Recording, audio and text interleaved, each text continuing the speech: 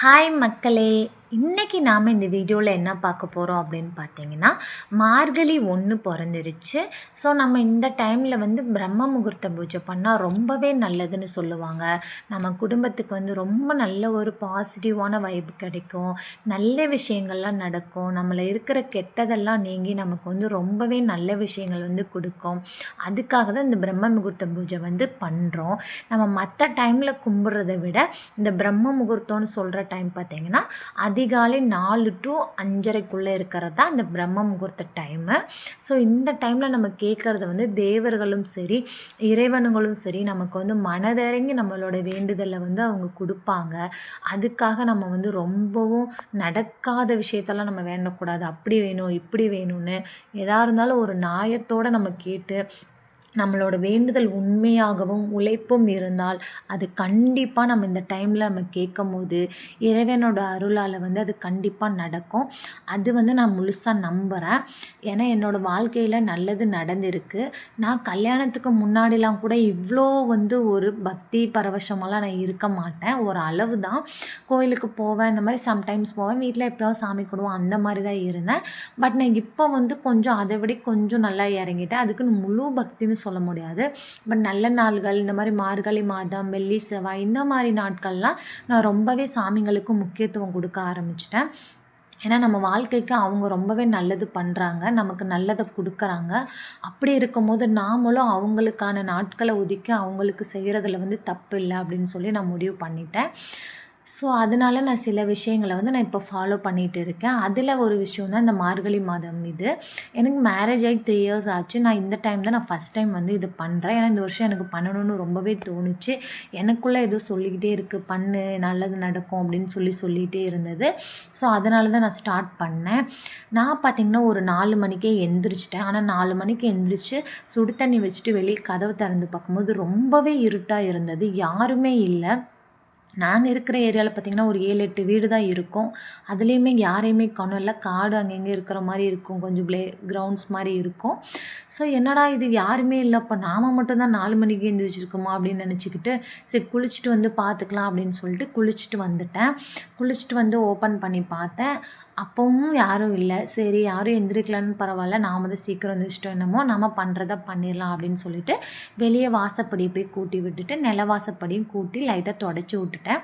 நான் நேற்றே பார்த்திங்கன்னா வீடெலாம் தொடச்சி எல்லாமே வெளியில் கழுவி தான் இருந்தேன். இருந்தாலும் வாசப்படி ஒரு டைம் நீட்டாக தொடச்சிடலாம் அப்படின்னு சொல்லி தொடச்சிட்டு இது பண்ணிகிட்டு இருந்தேன். நாங்கள் ஒரு நாய் வளர்க்குறோம். அது பேர் லியோ. நாயின்னு சொல்லக்கூடாது, அது லியோ தான். ஸோ அது எனக்கு துணையாக என் பின்னாடியே சுற்றிக்கிட்டே இருந்தது. ஸோ அதை இருக்கவும் நானும் எந்த பயமும் இல்லாமல் நானும் கோலம் போடுறதுக்கு ரெடி ஆகிட்டேன். கோலம் போட ஆரம்பிச்சிட்டேன். கோலம்னு பார்த்திங்கன்னா எனக்கு பெருசாக அவ்வளோலாம் நான் டிசைன் போட மாட்டேன், ஓரளவு தான். பட் ஃபோன் ஏதாவது பார்த்தா நான் போடுவேன். இப்போ பார்க்குற அளவு எனக்கு டைம் இல்லை. ஏன்னா நான் 5:30க்குள்ளே விளக்கேற்றி ஆகணும். 4 மணிக்கு தான் குளித்து ஸ்டார்ட் பண்ணேன். ஆனாலுமே நான் பூஜை ரூமெல்லாம் முன்னாடி நாளே ரெடி பண்ணி வச்சுட்டேன். விளக்குக்கு பொட்டு வச்சு விளக்கில் கழுவி எல்லாமே ரெடி பண்ணிட்டேன். ஸோ இன்றைக்கி பூ வைக்கிற வேலை தான் இருக்குது. அதனால் பெருசாக எனக்கு ஒரு வேலை இல்லை. இருந்தாலும் என்னோடய டைம் 5:30க்குள்ளே நான் விளக்கேற்றி முடிச்சிடணும் அப்படின்றத நான் முடிவு பண்ணிட்டேன்.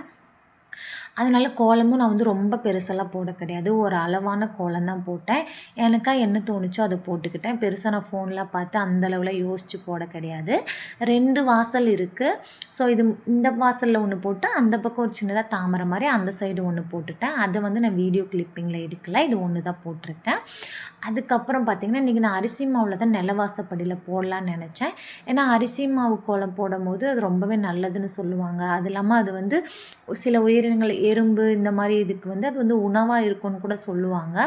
நான் நைட்டு அரிசி ஊற வைக்காமல் விட்டுட்டேன், மறந்துட்டேன். அதனால் நான் அரிசி மாவில் இன்றைக்கி கோலம் போடலை. நார்மலான கோலம் மாவில் தான் நான் நிலவாசப்படியிலையுமே கோலம் போட்டேன். பட் நீங்கள் முடிஞ்ச அளவுக்கு அரிசி மாவில் போடுங்க. அது நம்ம தானத்துலேயும் முக்கிய தானம் அன்னதானம்னு சொல்லுவாங்க. ஸோ நம்ம எறும்பு இதுங்களுக்கு அன்னதானம் வச்ச மாதிரி அது எடுத்துக்கப்படும். அது நம்ம விடிய காலையில் வைக்கும்போது அது உங்களுக்கு ரொம்பவே பலன் கொடுக்கும். அதனால் நீங்கள் பண்ணும்போது அரிசி மாவில் கூட நீங்கள் கோலம் போடுங்க நிலவாசப்படியில். தரையாக இருந்தால் நீங்கள் அந்த மாதிரி ட்ரை பண்ணுங்கள், ரொம்பவே நல்லது. அதுக்கப்புறம் சரி இன்றைக்கி செவ்வாய்க்கிழமை வேறு, நம்ம வெற்றிலை தீபம் ஏற்றணும் அப்படின்னு சொல்லிட்டு வெத்தலை இதெல்லாமே வச்சு அதுக்கு பொட்டெல்லாம் வச்சு பூ வச்சு ரெடி பண்ணிட்டேன். 6 வெத்தலை காம்பை நீக்கி அது ஆல்ரெடி நான் வாஷ் பண்ணி வச்சுட்டேன். அது ரவுண்டாக வச்சுட்டு அதுக்கு மேலே சந்தனம் குங்குமம் வச்சுட்டு ஓம் விளக்கு இருந்தது. அதில் கொஞ்சம் பூ வச்சு அந்த வெத்தலையோட காம்பையும் அதில் போட்டுட்டு நடுவில் வச்சுட்டு வெத்தலைக்கு சுற்றி நான் வந்து செவ்வந்தி பூ வச்சுட்டு அதுக்கப்புறம் பார்த்திங்கன்னா எண்ணெய் ஊற்றி திரி போட ஆரம்பிச்சிட்டேன். இப்படி நம்ம வெத்தலை தீபம் பார்த்திங்கன்னா நான் கிட்டத்தட்ட ஒரு 1 இயராகவே நான் வந்து ரெகுலராக வீக்லி போகிறேன்னா அப்படி கிடையாது. நான் சில வாரம் வந்து ஸ்கிப் பண்ணுறது உண்டு. ஏதோ அவசர வேலை, ஏதோ உடம்பு முடியல, அந்த மாதிரி நாட்களில் நான் அதை வந்து ஸ்கிப் பண்ணுறது உண்டு. பட் நான் வந்து ஒரு 1 இயராகவே நான் அதை வந்து ட்ரை பண்ணி நான் போட்டுட்டு தான் இருக்கேன். எனக்குள்ளே வந்து ரொம்பவே ஒரு நல்ல பாசிட்டிவ் வைப் வந்து வெத்தலை தீபம் வந்து கொடுத்தது. அதுக்கு நான் வேண்டினதெல்லாம் கிடச்சிதானா அப்படின்னு கிடையாது. நான் அந்தளவு ஒன்றும் பெருசாகவும் வேண்டலை. பட் எனக்கு ஒரு நல்ல மன நிம்மதி கொடுத்தது. அதனால நான் வந்து வெத்தலை தீபம் வந்து என்னால் முடிஞ்ச வரைக்கும் நான் எவ்வளோ என்னோடய ஆயுள் இருக்க முடியுமோ என்னால் முடிஞ்ச நாட்களில் செவ்வாய்க்கிழமை என்னால் முடிஞ்ச டைமில் நான் போகலான்ற மாதிரி நான் எனக்குள்ளே ஒன்று தோணுச்சு. அதனால் நான் அதை ஃபாலோ பண்ணிட்டு தான் இருக்கேன். ஏன்னா நான் வெத்தலை தீபம் போடுறனால ரொம்பவே சந்தோஷமாக இருக்குது, மனசு நிம்மதியாக இருக்குது, ரொம்பவே ஒரு நல்ல வைபாக இருக்குது. ஆனால் வெத்தலை தீபம் போட்டனால எங்களுக்குள்ளே ஒரு நல்ல எங்கள் வாழ்க்கையில் மாற்றம் இருக்குது, நல்ல மாற்றமாக இருக்குது. அதனால் நான் அதை வந்து விரும்பி செஞ்சிட்ருக்கேன். அதுக்கப்புறம் வந்து சரி ஒரு 5 விளக்கை வந்து மார்கழி மாதம் வைக்கணும் அப்படின்னு சொல்லுவாங்க. நிலவாசப்படியில் 2 வச்சுட்டு இங்கே நடுவில் கூட 5 வச்சுக்கலாம். அது நம்ம இஷ்டம் தான். அதுக்கு மேலே வைக்கிறவங்க வச்சுக்கலாம். பட் மெயினாக வந்து நம்ம நிலவாசப்படியில் அந்த வாசலுக்கும் வெளியே வந்து அந்த படியில் வந்து நம்ம 2 விளக்கு வைக்கணும். இப்படி வைக்கிறனால மகாலட்சுமி தாய் வந்து நம்ம வீட்டுக்குள்ளே வருவாங்க. நம்ம வந்து சாமி ரூமில் விளக்கு ஃபஸ்ட்டு ஏற்றக்கூடாது.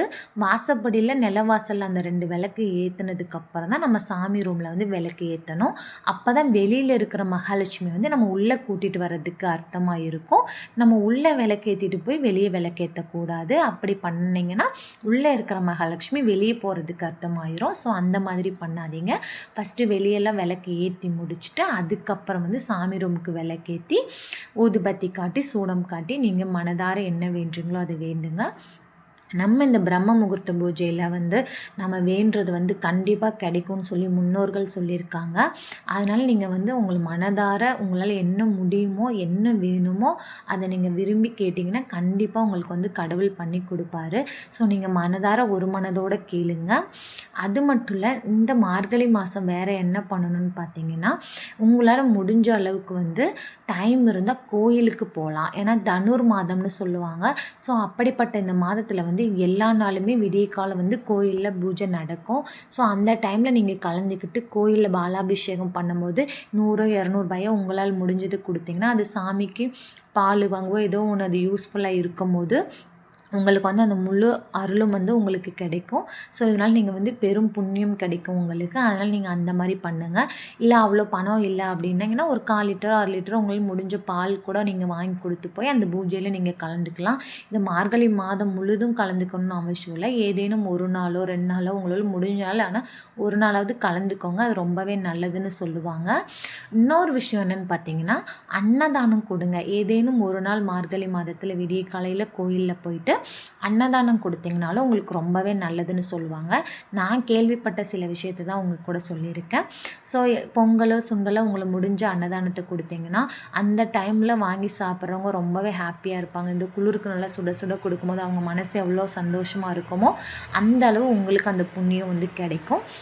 ஸோ அதையும் நீங்கள் ட்ரை பண்ணி பாருங்கள். நான் சாமி ஃபுல்லாகவே கும்பிட்டு வீடு எல்லாமே தீபம் காட்டிட்டு கந்த சஷ்டி கவசம் வந்து படிக்க ஆரம்பிச்சிட்டேன். நான் வந்து அடிக்கடி படிப்பேனானா கிடையாது. எனக்கு எப்போ டைம் இருக்கோ என்னால் எப்போ முடியுமோ அந்த டைமில் படிப்பேன். எனக்கு இன்றைக்கி காலையில் படிக்கணும்னு தோணுச்சு, அதனால் படித்தேன். ரொம்பவே சந்தோஷமாக இருந்தது. எனக்கு மார்கழி 1 இன்றைக்கி ரொம்பவே சந்தோஷமாக ஒரு மாதிரி மனசு ரொம்ப தூய்மையாக இருந்தது. ஸோ அது மாதிரி நீங்களும் சந்தோஷமாக இருங்க. அதுக்கப்புறம் காலையிலே டிஃபன் செய்யாமல் நான் வந்து லஞ்சே ரெடி பண்ண ஆரம்பிச்சிட்டேன். சாப்பாடு, சாம்பார், கீரை பொரியல் ரெடி பண்ணிட்டேன். ஸோ காலையிலே செஞ்சால் மதியமும் வச்சுக்கலாம் அப்படின்னு சொல்லிட்டு ரெடி பண்ணிட்டேன். இதுதான் இன்றைக்கி நடந்த விஷயங்கள்.